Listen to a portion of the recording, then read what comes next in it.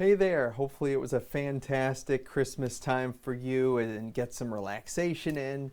Happy early New Year as well. We're going to chat about definitely some pretty mild weather for the next few days, but cold weather will move in. No big changes to the forecast. It still looks like that cold is certainly going to have some staying power. We're not talking about major Arctic air where it's below zero, but sustained couple degrees to several degrees below average at times. Yeah. What will that do with snow chances? Well, cold air typically can suppress the snow chances, but we'll keep an eye on it. Let's get you over to the Doppler radar and show you what's happening here. This was recorded Thursday evening. You got a few showers into the Great Lakes, back into the Midwest, especially a big batch of rain as you go on through portions of Tennessee, Arkansas. And this pattern's going to be kind of moist. There's going to be plentiful amounts of chances, at least, for precipitation. The amounts aren't going to get crazy, but you can definitely see those scattered showers about. There'll be some better chances at times off and on throughout the weekend, but none of this is really going to be wintry precipitation for most of us.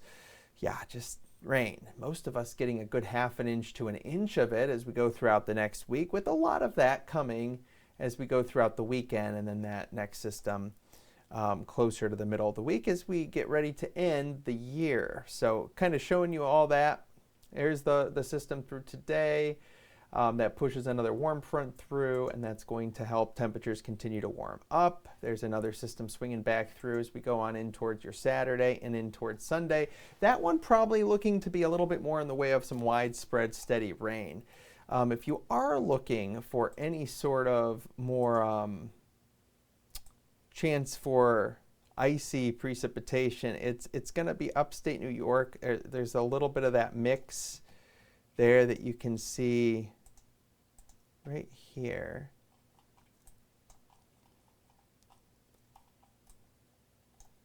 Saturday morning into early afternoon, a little bit of a chance, not a big deal for the most part. Definitely not going to be a big deal. And then as we go past, again, that Sunday storm, then there's going to be another one possible as we go on in towards Tuesday. That's going to have a cold front with it, but that looks to be pretty much mainly rain.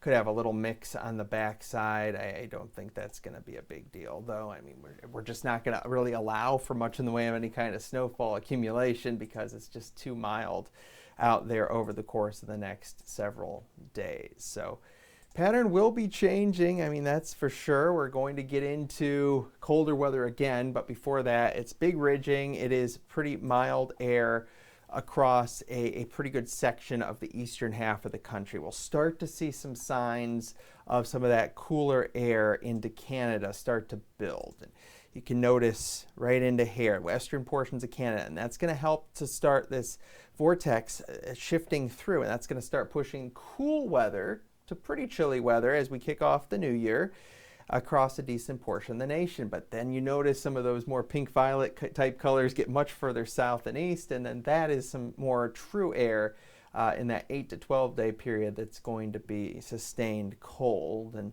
yeah, definitely pretty chilly. So very warm next 4 or 5 days, and then we kind of flip that pattern around, and we're going to have at that point some chilly weather start to take over, and that's going to become kind of a widespread colder pattern. And I think part of this, there's many dynamics that are going to come together, but part of it is going to be the fact that we're going to tap into more of this negative NAO, North Atlantic Oscillation, and that's going to help kind of create the ridging up towards Greenland and push the cold through Canada and much of the eastern half of the United States for probably about a 3-week period, as it looks like right now in January. So unless it gets extremely warm the end of January, it's probably going to be a below average chilly month. Precipitation chances, though, below average in that 6 to 10 day period. After the next few days, it gets pretty quiet, so there's no big snowstorms during this period, most likely. Should be some lake effect. I think after that, so we're talking more towards like week 3, week 4, I think we're going to start having chances that are going to be a little bit more susceptible for some bigger snows while we still have some cold air around. We're due. I think we definitely need to take advantage of the pattern if you want some snowfall. But I think there still could be a warm up in February that could be a little bit more sustained, but that confidence is maybe waning slightly. All right, everybody, have a great weekend. Take care.